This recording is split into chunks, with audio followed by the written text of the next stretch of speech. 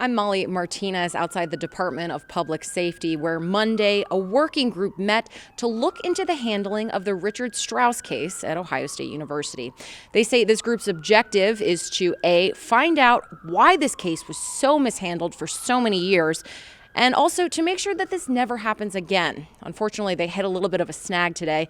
They were supposed to come out with a list of recommendations to begin implementing immediately, but they say that deadline will be pushed back at least 4 months, if not longer. They say simply because they're understaffed and the scope of this problem and this investigation is so large. We're going to need to push back the expected completion date of the review of the closed sexual misconduct cases. In their first meeting since the release of their findings back in August, a DeWine-appointed working group alongside the state medical board says they're backlogged with cases to investigate without enough manpower. It's unlikely that we're going to have this task completed by the previous expected completion date of February 28, 2020. That task is reopening all of the closed cases of sexual abuse related to Dr. Richard Strauss dating back to 1979. Dr. Michael Schottenstein says their objectives are clear: find out why they were mishandled and who knew about it. We know that this is a get it right the first time opportunity.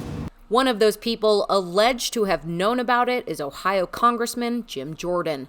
In a lawsuit filed earlier this month, a referee says he told the then assistant wrestling coach that he was abused by Strauss. A second defendant came forward with similar claims. Franklin County prosecutor Ron O'Brien says if those claims are true, there's not much they can do about it now.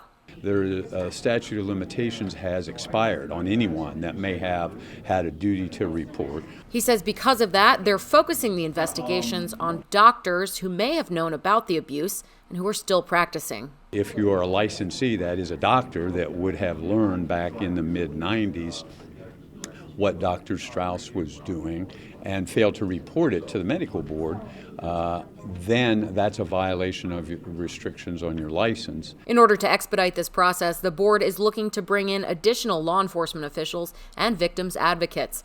It's unclear how much the final price tag will be for this investigation. The medical board is promising resources to make sure that something like this never happens again. One of those resources is a hotline that is supposed to launch on Monday. It's statewide. You can call into the medical board and file an anonymous complaint. At the Department of Public Safety, Molly Martinez, Spectrum News.